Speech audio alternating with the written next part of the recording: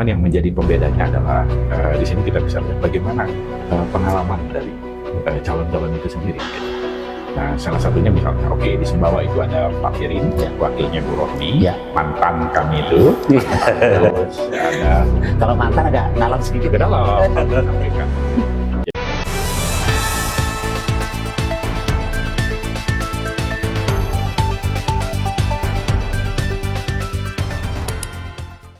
Assalamualaikum warahmatullahi wabarakatuh. Kembali lagi bersama saya Hul Husain. Kali ini Dimensi NTB sudah kehadiran salah satu koordinator relawan yang biasa dikenal Zul Uhel atau Dr. Haji Zulkifli Mansah dan Haji Suhaili. Di studio ini sudah hadir beliau. Saya langsung perkenalkan dan kita sapa-sapa. Assalamualaikum.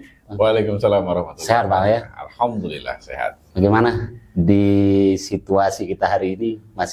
Masih terasa capek atau bagaimana ini sudah perjalanan? Enjoy aja. Enjoy aja. Enjoy aja. It's just the game. Silakan sapa-sapa dulu, sekalian memperkenalkan diri langsung. Assalamualaikum warahmatullahi wabarakatuh. Saya Dedi Arisandi, salah satu tim pemenangan yang diberi amanah sebagai koordinator relawan untuk pemenangan Bang Abah Nusa Tenggara Barat. Oke, terima kasih Bang Ded atas kehadiran malam hari ini di sini. Luar biasa, kami merasa dengan di tengah kesibukan ini dapat hadir.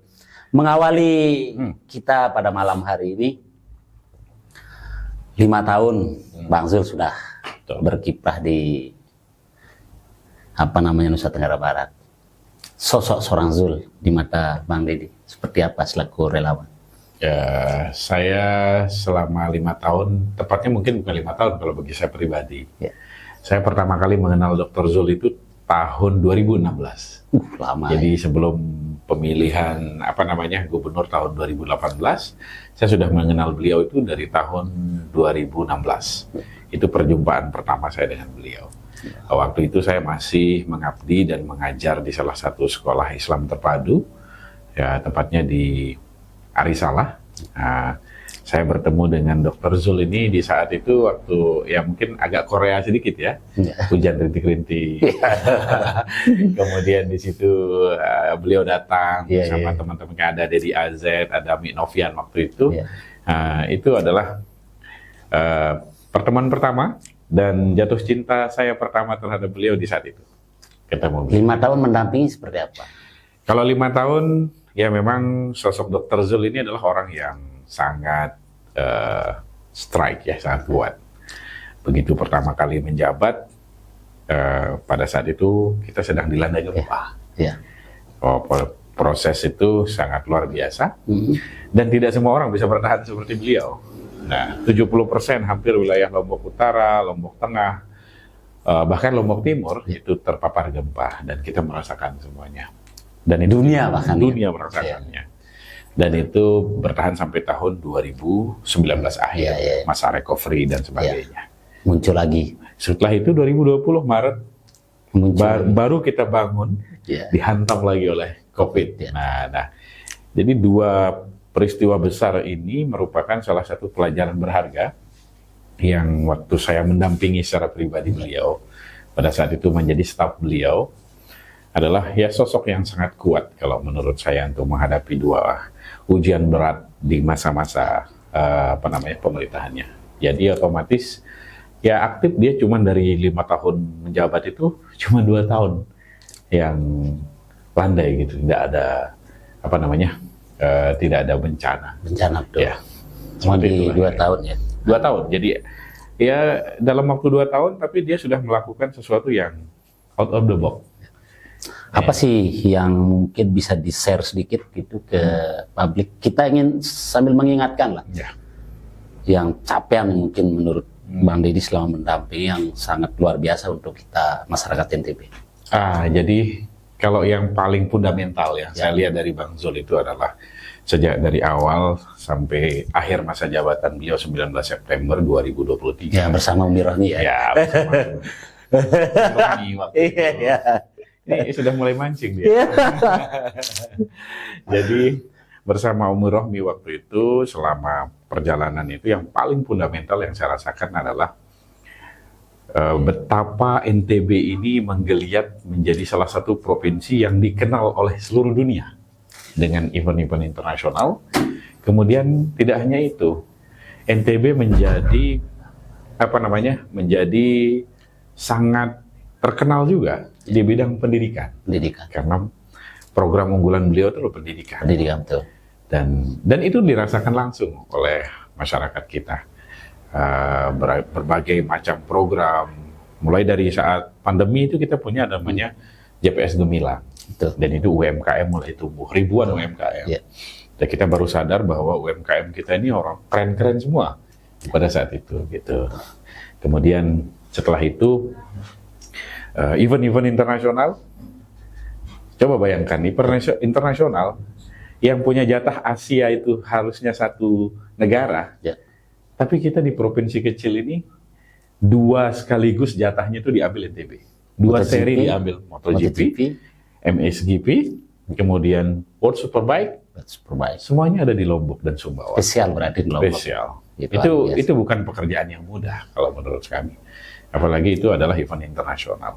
Artinya berharap masyarakat 5 tahun ke depan untuk dilanjutkan oleh Pak Zul ya? Pastinya. Luar biasa. Semangat sekali. Tapi menarik ini. Sekarang ini dengan pasangan yang baru ini kan? Ya. Zul Uhel. Zul Uhel seperti apa ini? Kok tiba-tiba ke Uhel? Menarik nih. Jadi itu is the part of the politik. Jadi bagian dari sebuah politik. Jadi di dalam politik itu kita tidak boleh baper juga. Kita harus move on.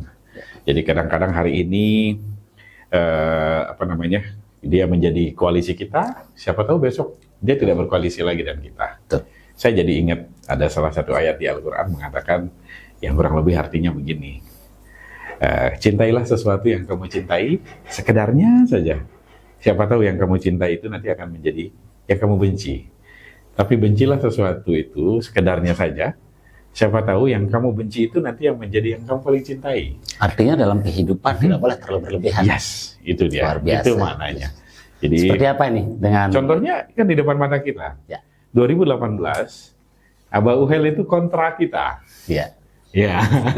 Jadi sekarang 2024 dia menjadi kawan mesra kita. Artinya berbagi suka duganya di situ gitu. Atau jangan-jangan ini karena ceritanya ini bagian dari sosok menyatukan 2 tokoh ini, jangan-jangan keterlibatan juga. Ya memang itu ya kadarullah, memang saya beruntung sekali berada di circle ini gitu. Jadi saya bertemu dengan orang-orang hebat seperti beliau ini. Jadi meskipun dia lawan kita 2018, tapi kita juga tidak boleh menafikan apa yang sudah dilakukan beliau untuk Lombok Tengah sendiri. Kemudian mempertemukan beliau ini memang sesuatu yang sangat luar biasa. Ini adalah mission impossible yang menjadi possible. Jadi kalau ada film Mission Impossible, ya ini Mission Impossible to be possible, dan alhamdulillah terjadi. Luar biasa. Dalam politik kadang-kadang kita tidak bisa menebak dan mengira-ngira. Betul. Kadang-kadang sesuatu langsung bisa terjadi begitu saja. Ya. Bisa ambil contoh misalnya putusan MK Lombok Timur, hampir kita misalnya ini saya sedikit Lombok Timur. Hampir masyarakat berpikir hanya 3 pasangan. 3 pasangan. Faktanya hari ini adalah 5 pasangan. Tapi kita kembali ke tadi. Bagaimana terus kemudian kita ini setelah ini?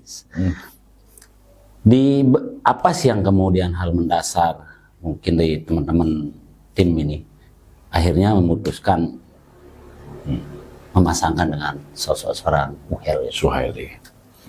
Jadi sini kesempatan saya untuk klarifikasi ya. Tadinya 2 pasangan ini adalah memang itulah cara Allah untuk mempertemukan mereka.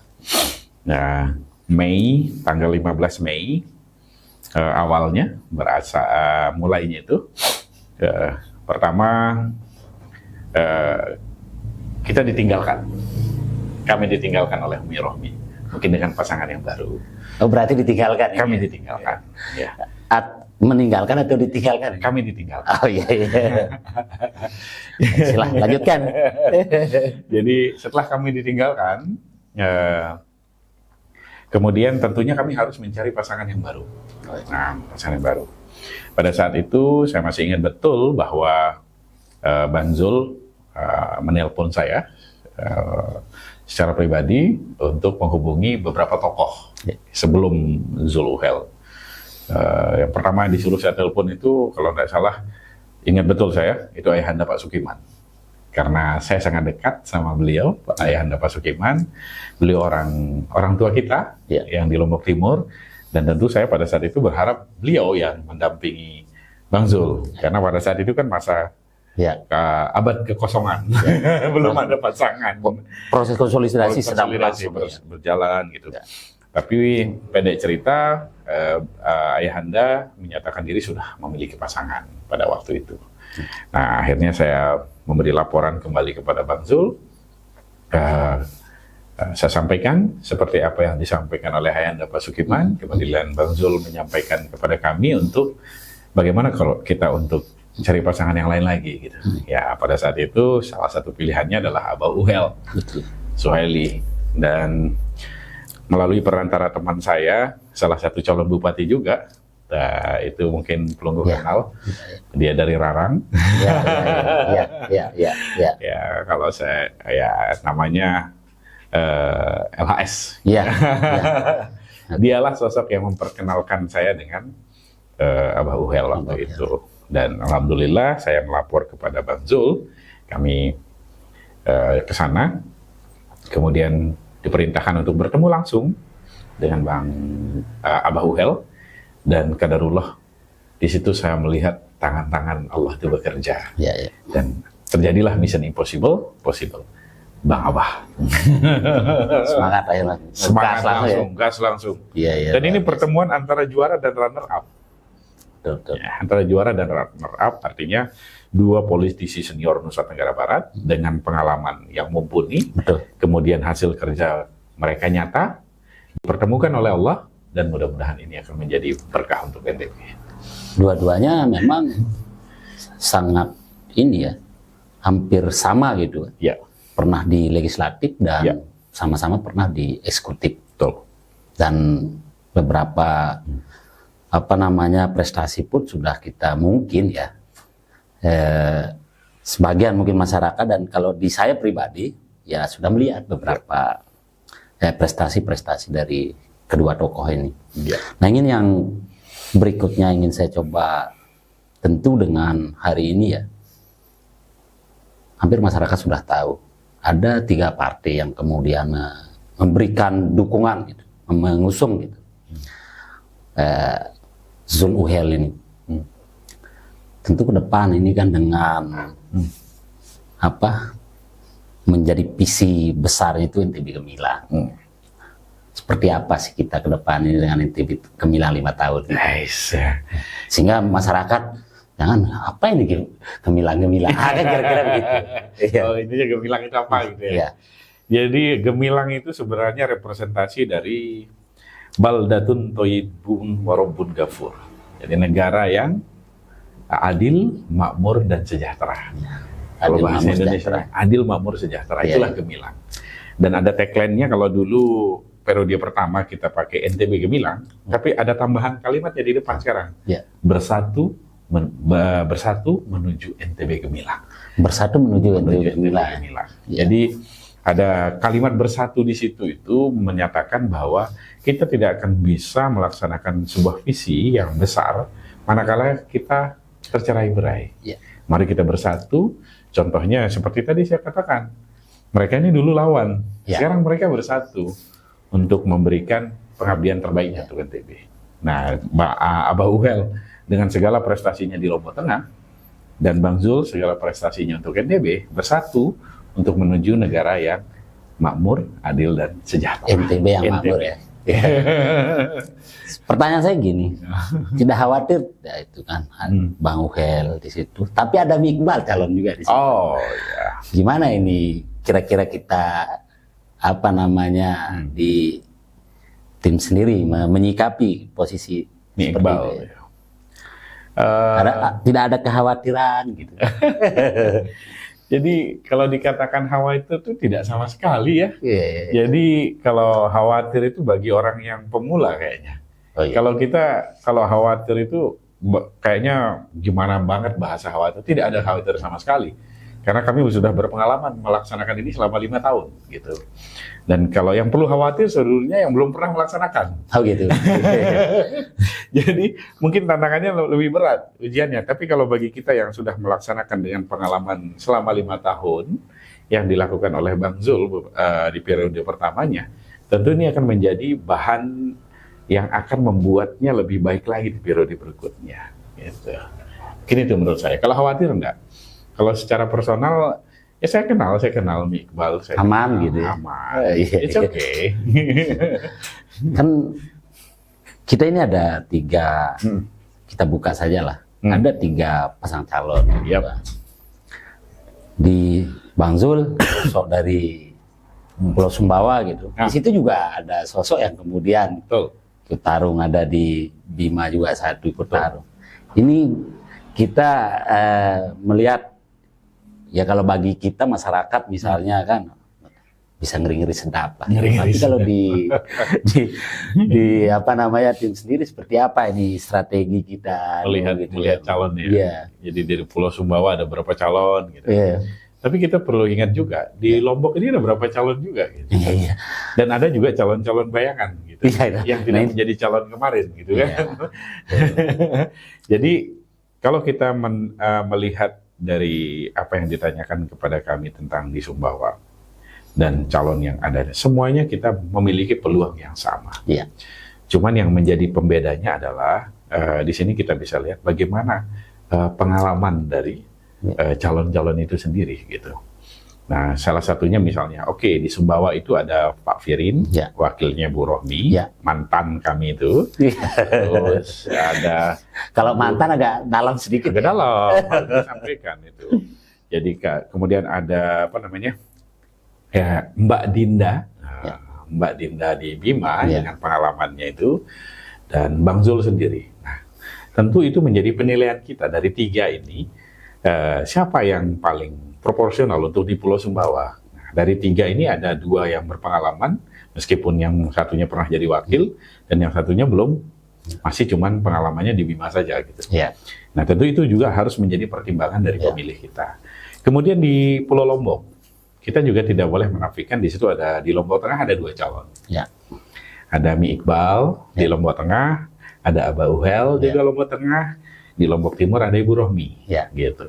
Jadi 3 calon ini adalah mereka memiliki kelebihan dan kekurangannya masing-masing di tempatnya.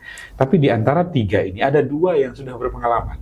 Nah, yang satunya belum berpengalaman, gitu. Nah, tinggal masyarakat saja yang memilih. Kita memilih yang berpengalaman apa yang belum punya pengalaman. Nah, itu saja mungkin yang jadi pertimbangannya. Silakan masyarakat yang memilih. Nah, yang menjadi pertaruhan bebas kita adalah KLU Lombok Barat dan Kota Mataram, karena di sana tidak ada calon. Nah, dan di KLU Lombok Barat ini adalah pemilihnya orang-orang rasional, artinya mereka memiliki pertimbangan-pertimbangan yang lebih serius tentang memilih pemimpin. Saya kembali ke Bersatu menuju NTB Gemilang. Siap. Apa sih gambaran besar dari Bersatu itu? Untuk yang menjadi mimpi besar dari seorang Zul untuk NTB ketika berbicara NTB Gemilang. Jadi di sini saya juga mencatat ada beberapa hal yang penting. Kenapa makna bersatu menuju NTB Gemilang itu kita harus gaungkan. Seperti sering yang disampaikan oleh Bang Zul, mungkin rekan-rekan harus tahu. Serendah-rendahnya di NTB ini, sumber daya manusianya kalau dikirim ke luar negeri, paling banter dia bisa azan. Dia sering mengulang itu beberapa kali di beberapa pertemuan. Artinya apa? Sumber daya manusia NTB itu sebenarnya tinggal dipoles saja. Mereka kalau diberikan ruang di mana di luar negeri atau di mana mereka sangat sangat cepat untuk beradaptasi. Nah, kenapa kalimat bersatu menuju NTB Gemilang itu kita gaungkan kembali? Bagaimana kita membuat program-program yang pertama dirasakan manfaatnya oleh masyarakat, Kemudian yang kedua, banyak yang dilibatkan di situ.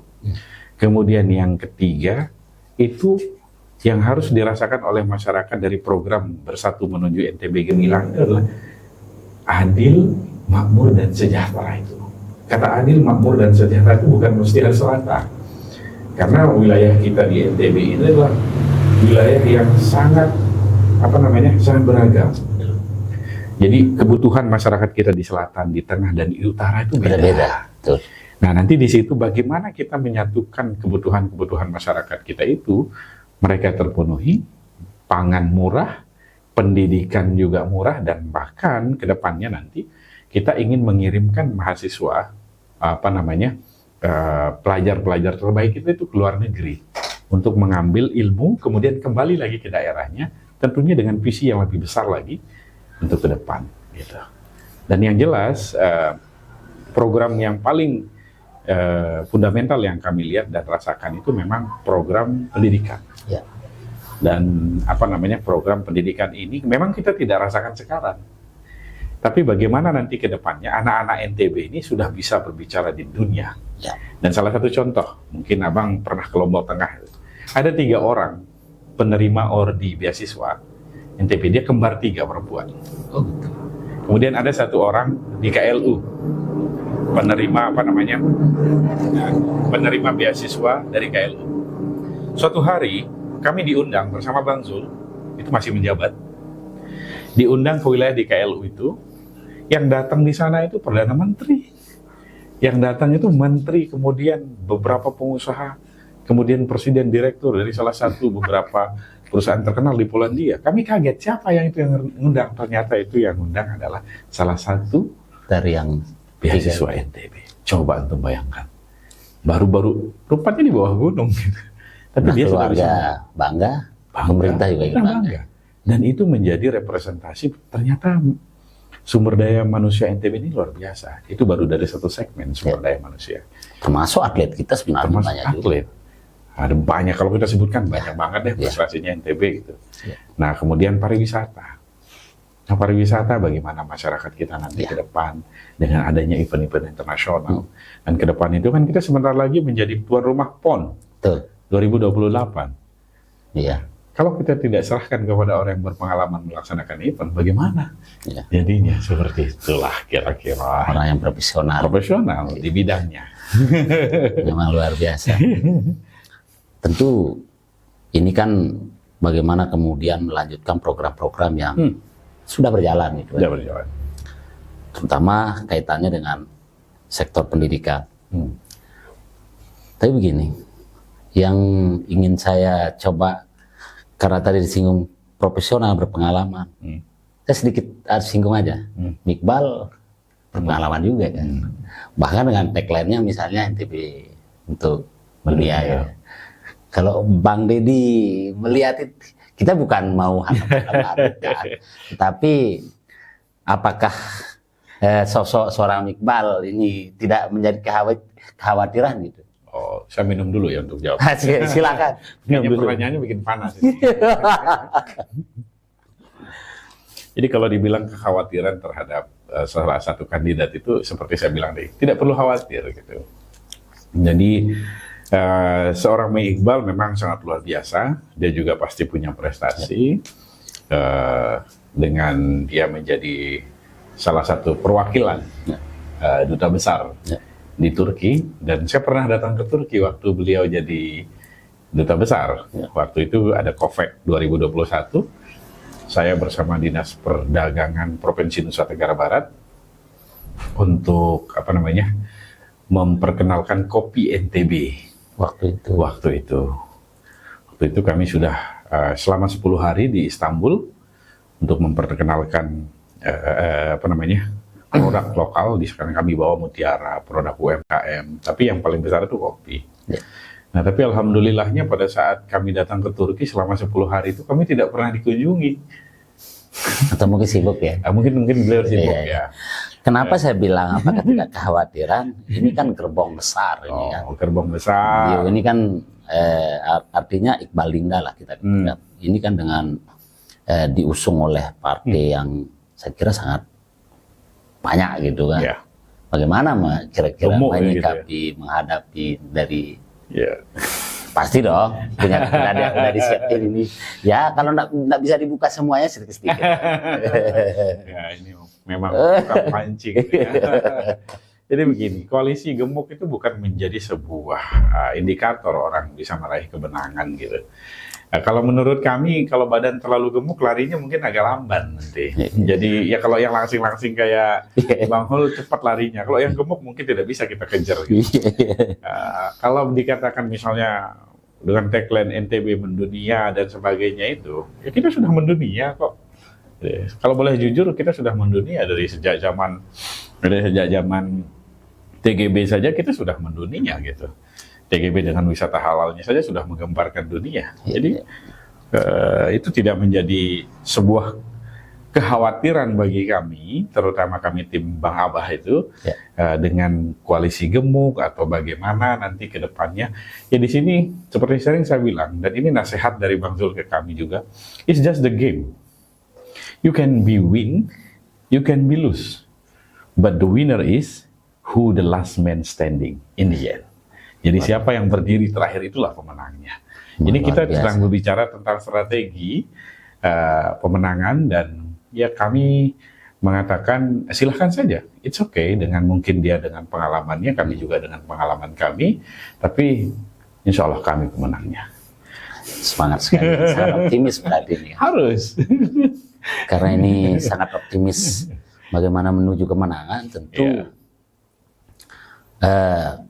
Kita sedikit saja dengan jumlah kita ada 10 kabupaten kota. 10 kabupaten kota. Tentu punya strategi sendiri nih bagaimana upaya kita upaya dari tim Bang Abah gitu ya.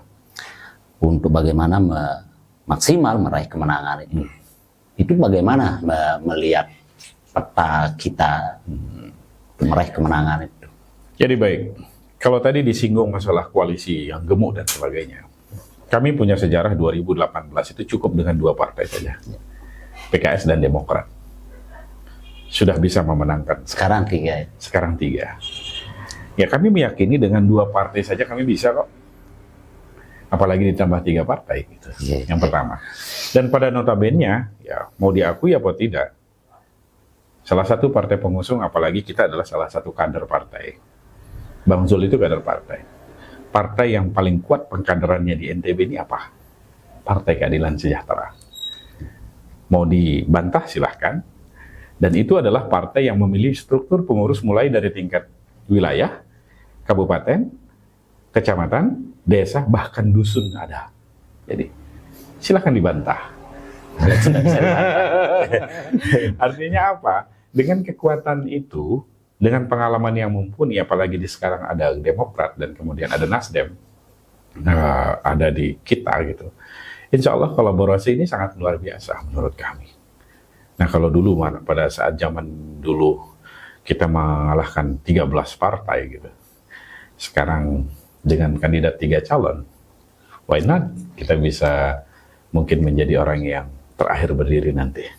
Tapi kemarin masih kan karena sama-sama sekadar. Ini mohon maaf lah, kan apa namanya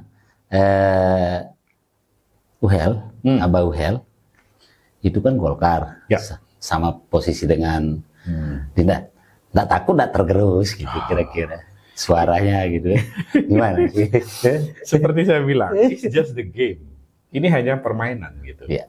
Jadi nanti pada saatnya tiba itu kita akan melihat nanti strategi siapa yang paling banyak.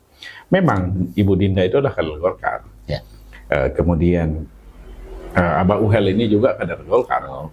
Semua orang tahu dan dia juga pernah menjadi ketua DPR melalui Golkar. Nah pertanyaannya malah saya balik. Bagaimana pemilih Golkar itu melihat hal ini? Kembalikan ke pemilihnya. Kembalikan ke pemilihnya gitu. Artinya apa? Pemilih itu sekarang sudah mulai cerdas gitu, melihat hal ini. Dan insya Allah dengan pengalaman Abah ini yang sekian sudah menjadi anggota DPR dan 2 periode di Lombok Tengah, saya yakin Abah the last man standing di situ untuk Golkar. Optimis luar biasa.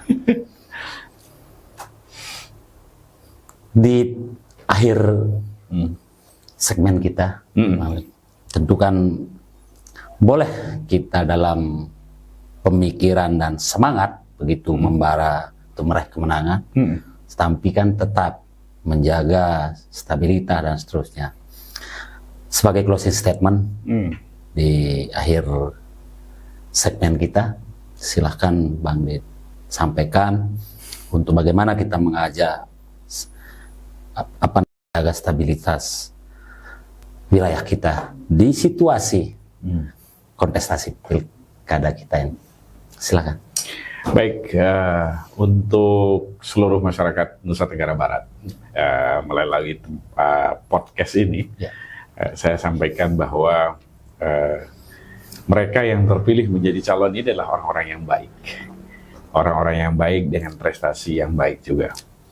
Tapi tentu kita sebagai pemilih juga harus melihat rekam jejaknya, apa yang sudah dibuat, kemudian bagaimana cara beliau memimpin, kemudian apa bukti-bukti yang sudah dikerjakan dan dirasakan oleh masyarakat. Jadi itu harus menjadi tolok ukur kita untuk menjadi pemilih pemimpin. Karena memilih pemimpin ini adalah sesuatu yang sangat luar biasa pertanggungjawabannya. Dan ini akan menjadi wajah Nusa Tenggara Barat 5 tahun ke depan. Nah, saya mengajak kepada seluruh masyarakat Nusa Tenggara Barat untuk kita sama-sama saling menjaga keamanan, kemudian menjaga silaturahim kita. Pilihan kita boleh beda, tapi tetap silaturahim kita harus yang utama. Baik, terima kasih Bang Ded atas waktu malam hari ini. Di tengah kesibukan yang luar biasa. Ini karena ini 1 minggu ya baru bisa ya.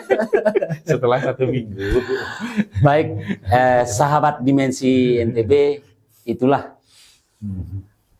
cerita dari awal sudah sampaikan bagaimana sosok seorang Dr.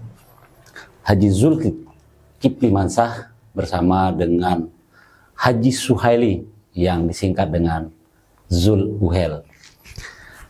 Tunggu kehadiran dengan tamu berikutnya, sosok-sosok dari tim yang mewakili dari paslon yang ada. Di akhir kata, saya Ul Husain. Assalamualaikum warahmatullahi wabarakatuh. Waalaikumsalam warahmatullahi wabarakatuh. Luar biasa.